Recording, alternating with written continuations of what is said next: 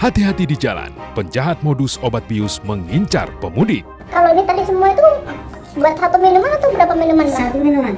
Segitu banyak? Nggak apa-apa itu, Bang? Tidak kelompok-kelompok lah.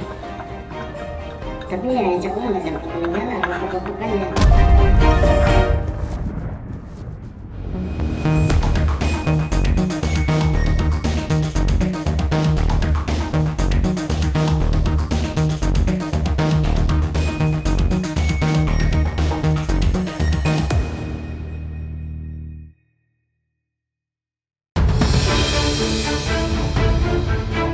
Tindak kejahatan dengan berbagai modus kerap terjadi dan mengintai siapapun tanpa pandang bulu. Demi mendapatkan uang dengan cepat, para penjahat tega merampas hingga melukai korban. Di Serang, Banten, seorang perempuan ditemukan warga tergeletak tak sadarkan diri di pinggir jalan.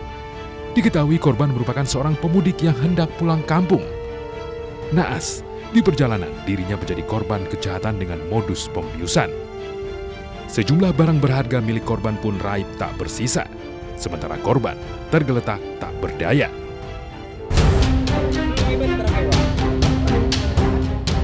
Selanjutnya di Sampang, Jawa Timur, dua orang menjadi korban perampokan dengan modus pembiusan.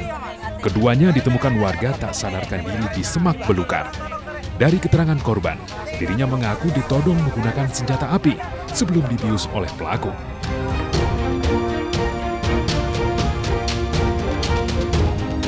Aksi kejahatan dengan modus pembiusan masih marak terjadi, terlebih saat hilir mudik penumpang jelang Lebaran seperti saat ini.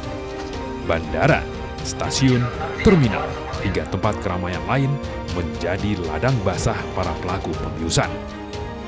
Pelaku pembiusan umumnya tak mudah dikenali karena mereka akan berbaur dan berpenampilan sama dengan penumpang kendaraan umum lainnya yang hendak mudik. Jadi, jangan bilang Anda tidak tahu, karena kami sudah memberitahukannya. Untuk mencari keberadaan salah satu komplotan pembiusan, tim iNews Files menghubungi seseorang yang pernah berkecimpung di dunia kelam, kejahatan jalanan. Sebut saja Penco. Dari perbincangan dengan Penco inilah kami dihubungkan dengan seseorang yang saat ini masih bermain di dunia kejahatan jalanan. Setelah mendapatkan kontak pelaku kejahatan bius, tim iNews Files pun langsung menemuinya. Sebut saja namanya Centeng. Tak mau tempat tinggalnya diketahui, Centeng mengajak kami bertemu di salah satu jalan di sudut ibu kota. Itu kali, Bang? Kayaknya itu deh, Bang, orangnya, Bang. Coba minggir deh, Bang.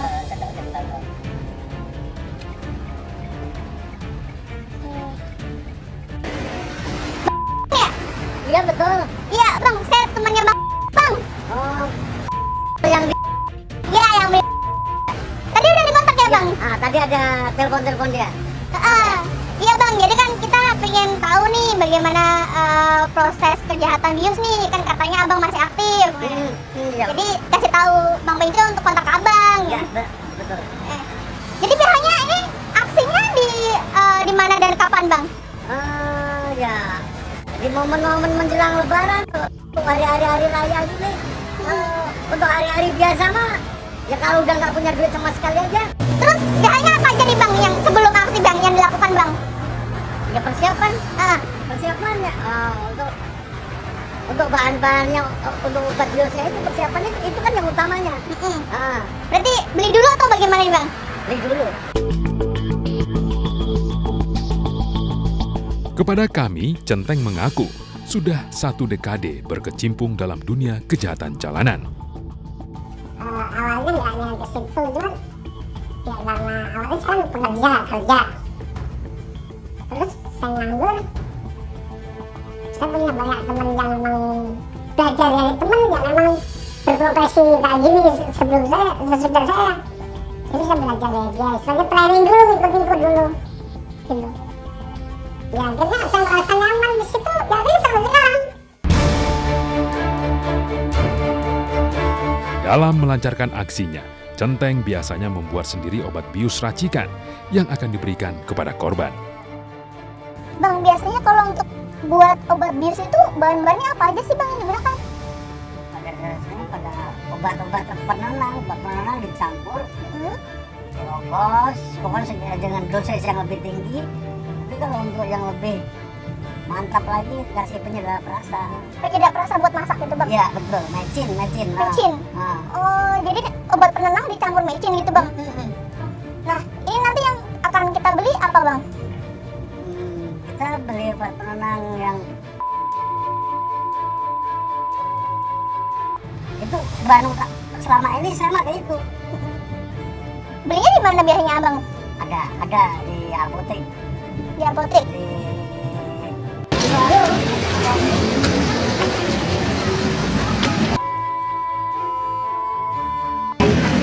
Tiga lima di dua. TM ada. Dapat dulu berapa itu? Satu lagi. Sekarang bisa kan?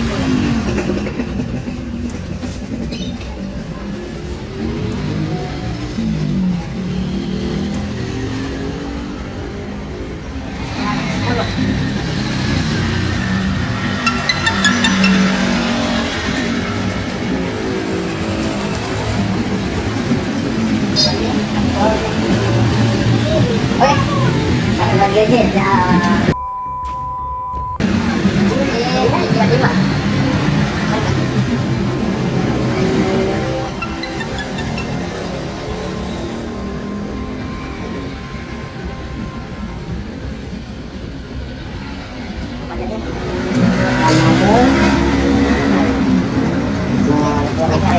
Bisa tinggal deh.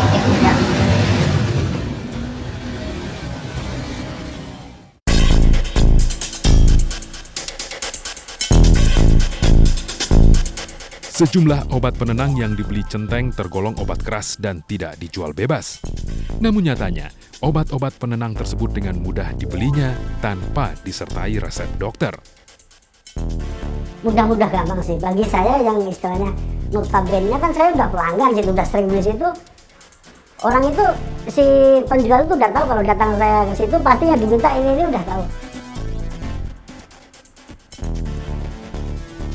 Salah satu obat penenang yang dipakai Centeng untuk melancarkan aksi jahatnya adalah tramadol, di mana jika digunakan dengan dosis berlebih dapat berakibat fatal hingga dapat menimbulkan kematian. Kalau overdosis dari tramadol itu jelas sekali depresi. Kalau orang depresi itu kelihatan dari gejala awal adalah kejang-kejang, kemudian berakhir dengan kematian. Ya terutama kalau bisa dicampur dengan obat-obat lain nih. Setelah mendapatkan semua bahan, Centeng kemudian menunjukkan kepada kami bagaimana cara membuat obat bius racikannya. Dengan cekatan, Centeng mulai membuka satu persatu obat-obatan yang sudah ia beli tanpa takaran yang pasti. Itu semua obat penenang atau apa bang? Ini obat penenang semua. Semuanya itu bang? Semua kita halusin.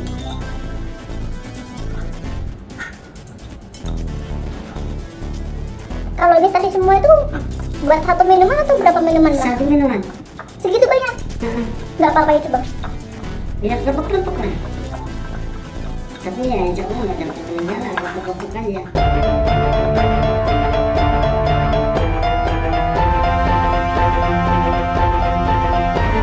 Centeng mengaku memilih menggeluti kejahatan jalanan dengan modus bius lantaran dinilai lebih aman jika dibandingkan kejahatan jalanan lainnya seperti mencopet atau begal. Selain itu, hasil yang didapat juga menurutnya lebih menjanjikan. Biasanya setelah minum efeknya berapa lama bang? 7 menit. 7 menit? Langsung lemes atau bagaimana bang korbannya bang? Enggak juga, korbannya biasanya juga ngeplay, lemes.